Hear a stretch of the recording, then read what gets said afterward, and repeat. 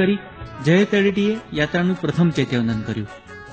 ગિરિરાજના પ્રથમ પગથિયાને વંદન કરી તેની રજ મસ્તકે અડાડી શેત્રુંજય તીર્થાધિપતિ શ્રી આદિનાથ દાદાનું સ્મરણ કરી ગિરિરાજના પગથિયા ચડવાની શરૂઆત કરી. સૌપ્રથમ ડાબી બાજુએ શ્રી ધર્મનાથ ભગવાનના જિનાલયના દર્શન કર્યા. જમણી તરફ શ્રી અજીતનાથ ભગવાનના પગલા, શ્રી શાંતિનાથ ભગવાનના પગલા, ગૌતમ સ્વામીના પગલા, શ્રી આદિનાથ ભગવાનના પગલા, શ્રી ધર્મનાથ કુંથુનાથ તથા નેમનાથ ભગવાનના પગલાને વંદન કર્યા. સરસ્વતી માતાની દેરીને પ્રણામ કર્યા અને ડાબી તરફ પગથિયા ચડતા બાબુના દેરાસરમાં પ્રવેશ કરતા જલ મંદિર, રતન મંદિરના દર્શન કર્યા. મૂળ નાયક શ્રી આદિનાથ દાદાના દર્શન કર્યા. ભમતીની 84 દેરીઓને નમો જીર્ણાનમ કર્યા. શ્રી ભીડભંજન પાર્શ્વનાથની કાઉસક મુદ્રાની પ્રતિમાને વંદન કર્યા. બાબુના દેરાસરમાંથી બહાર આવતા સામે સમોસરણ મંદિરમાં 24 તીર્થંકરને નમસ્કાર કર્યા તથા 108 પાર્શ્વનાથ ભગવાનના દર્શન કર્યા. ત્યાંથી આગળ વધતા ભરત ચક્રવર્તીના પગલા, શ્રી ઋષભદેવ, શ્રી નેમનાથ તથા વરદત ગણધરના પગલા, ઘોડી પરબ, લીલી પરબ, ઈચ્છાકુંડ, કુમારકુંડ વટાવતા નમો ઓરિયંતાણમ નવ સિદ્ધાણમ કહેતા નવકાર મંત્રનો જાપ કરતા પહોંચ્યા હિંગળાજ માતાના હડાએ, જ્યાં ઘંટ વગાડી અને હિંગળાજ માતાને પ્રણામ કર્યા અને અભિનંદન આપ્યા કે તમે શ્રી શેત્રુંજય ગિરિરાજની યાત્રામાં યાત્રિકોને અડચણરૂપ રાક્ષસને દૂર કર્યો હતો અને યાત્રિકો માટે માર્ગ ખુલ્લો કર્યો હતો. ત્યાંથી ઉપર જતા શ્રી કલિકુંડ પાર્શ્વનાથ ભગવાનના પગલા, શ્રી ઋષભ, ચંદ્રાનંદ, વારિસેણ, વર્ધમાન એમ 4 શાશ્વત જીનના પગલાને નમો જીર્ણાનમ કર્યા. પૂજ્યની ટૂંકે પહોંચી પૂજ્યની ટૂંકને નમો જીર્ણાનમ કરી પદ્માવતી માતાને પ્રણામ કર્યા. પદ્માવતી માતાની દેરીમાંથી બહાર આવી આગળ વધતા શેત્રુંજય ગિરિરાજના દેખાતા શિખરોને જોઈ હર્ષ ઉલ્લાસની સાથે અક્ષતથી શ્રી શેત્રુંજય ગિરિરાજના વધામણા કર્યા.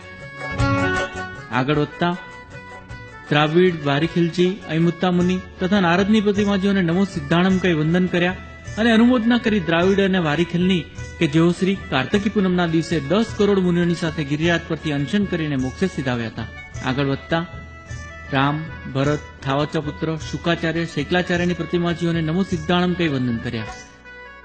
ત્યાંથી આગળ જતા શ્રી આદિનાથ ભગવાનના પગલા, સુકોશલ મુનિના પગલા, નમી વિનમીના પગલાને વંદન કર્યા અને હનુમાન ધારાએ પહોંચી શ્રી આદિનાથ દાદાના પગલાના દર્શન કર્યા.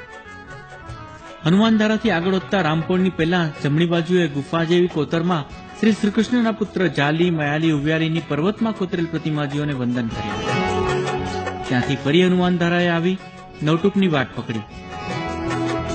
સૌપ્રથમ ગિરિરાજના સૌથી ઊંચા શિખરોવાળી શ્રી ચૌમુખજીની ટૂંક, ત્યારબાદ છીપાવસીની ટૂંક, સાકરવસીની ટૂંક, ઉજ્જમફઈની ટૂંક, હેમવસીય, પ્રેમવસીય, બાલાભાઈની ટૂંક વગેરે ટૂંકોના ભવ્યાતિ ભવ્ય જિનાલયોને જુહારતા પહોંચ્યા નૂતન નિર્મિત અજીત શાંતિની દેરી પાસે. નવો જીર્ણાનંદ કહી ત્યાંથી ઉપર જતા અજબતજી દાદાના દર્શન કર્યા. નીચે આવી મોતીસાની ટૂંકમાં મૂળ નાયક શ્રી આદિનાથ દાદાના દર્શન કર્યા.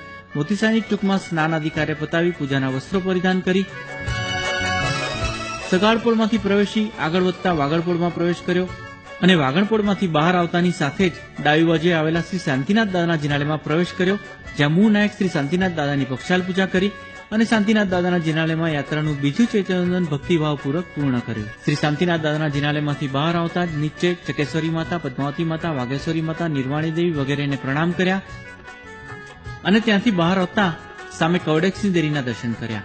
ડાબી બાજુએ શ્રી નેમનાથ ભગવાનનું જિનાલય, પુણ્ય પાપની દેરી, કુમારપાળ રાજાનું દેરાસર, સૂરજકુંડ તથા જમણી બાજુ અમીજરા પાર્શ્વનાથ ભગવાનનું જિનાલય, કપડવંતનું દેરાસર વગેરેને જુહારતા પહોંચ્યા હાથીપોળના દ્વારે, જ્યાં બહાર શ્રી વીર વિક્રમસિંહના પાડ્યાને પ્રણામ કર્યા કે જેણે શ્રી શેત્રુંજય ગિરિરાજની યાત્રામાં અડચણરૂપ વાગડને દૂર કરી યાત્રિકો માટે માર્ગ ખુલ્લો કર્યો હતો.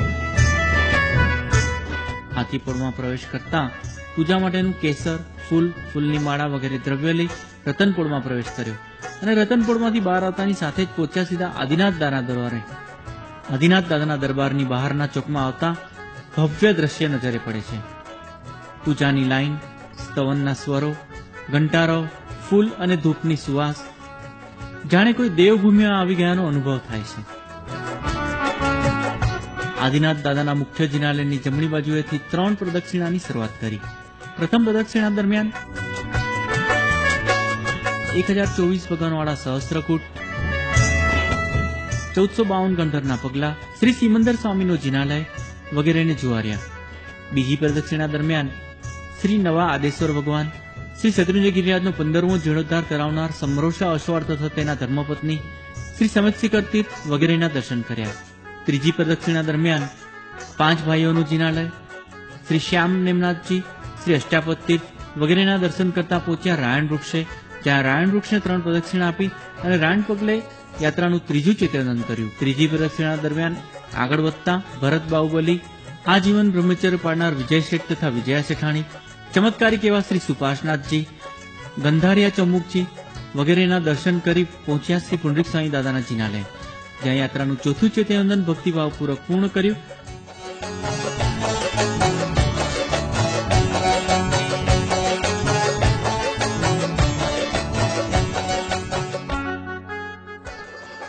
શ્રી શત્રુંજય તીર્થાધિપતિ આદિનાથ દાદાના ભવ્ય જિનાલયમાં પ્રવેશ કર્યો અને શ્રી આદિનાથ દાદાની ભવ્ય પ્રતિમાને જોતા જ જાણે કે સંપૂર્ણ યાત્રાનો થાક ઉતરી ગયો. ભાવપૂર્વક અને જોશપૂર્વક શ્રી આદિનાથ દાદાની જય બોલાવી. બોલો શ્રી આદેશ્વર ભગવાન કી જય, સાચા દેવ કી જય. શ્રી આદિનાથ દાદાની સ્તુતિઓ ગાઈ અને પક્ષાલ પૂજા, કેસર પૂજા સહિત અષ્ટપ્રકારી પૂજા કરી અને યાત્રાનું 5મું ચેતનંદન આદિનાથ દાદાના દરબારમાં પૂર્ણ કર્યું. આદિનાથ દાદાના રંગમંડપમાં બેસીને ઓમ રીમ શ્રી શત્રુંજય તીર્થાધિપતિ આદિનાથાય નમઃ ના નામનો જાપ કર્યો અને ત્યારબાદ રડતા હૃદયે પાછા પગલે ફરી ફરી મળવાનો તમને કોલ આપી જાઉં છું, નિભાવવાનો ભાર તારે શિરે મૂકતો જાઉં છું, શ્વાસે શ્વાસે સમરું તુજને સોગંધ લઈને જાઉં છું, જુગ જુગ જીવો મારા નાથ તારા ચરણ ચૂમતો જાઉં છું. એમ કહી શ્રી આદિનાથ દાદાના દરબારમાંથી બહાર આવ્યા. મોતીસાની ટૂંકે આવી વસ્ત્રો બદલી કરી નીચે ઉતરવાની શરૂઆત કરી. નીચે આવ્યા, તળેટીએ ફરી એક ચેતનંદન કર્યું અને શ્રી શત્રુંજય ગિરિરાજના પ્રથમ પગથિયાને મસ્તક અડાડીને વિનંતી કરી કે હે શત્રુંજય ગિરિરાજ, હે આદિનાથ ભગવાન, ફરી ફરી યાત્રા કરવા માટે પાછા જલ્દી બોલાવજો અને હે દાદા વહેલા વહેલા દર્શન દેજો. આમ કહી અને યાત્રા પૂર્ણ કરી. બોલ શ્રી આદેશ્વર ભગવાન કી જય.